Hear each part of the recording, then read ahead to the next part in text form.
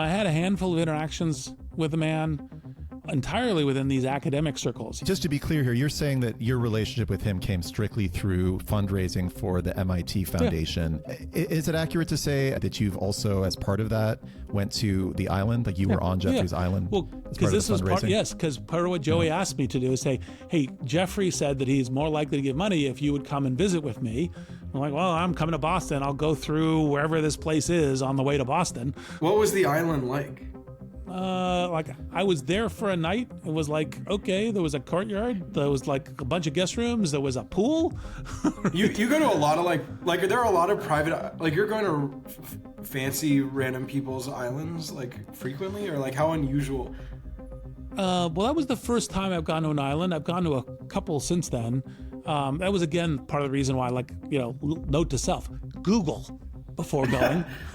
I think part of why people are fascinated is like they want to actually know, like, how does this guy connect with so many people, and like, why? He was a masterful networker. So, like, for example, the thing that I think pissed off Elon with me, and then started like Elon's own relationship with Epstein, and the reason why he made a whole bunch of lies about me on this, was I was hosting a dinner in Palo Alto for a MIT Media Lab researcher.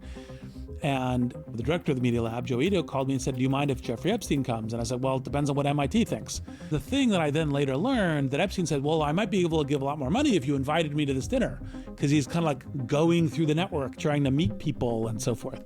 And I think it made Elon angry, so that later he's inventing these fictions of, you know, Reid Hoffman was a client of Jeffrey Epstein's. And it's like, which ass did you pull that out of? Everything that I've done with Epstein has been public and apologized for. Now, the thing that most matters first and foremost is some justice to the victims. And it's important that it's not just everything else. And so the reason why, after I made the apologies, I was just broadly pretty quiet on it, because it was like, that was the thing that mattered. Now, obviously it got heavily politicized. You got Elon inventing lies about me. You got Pam Bondi, you know, saying, well, because a Democratic senator, you were taking money from the close associate of Jeffrey Epstein, Reid Hoffman.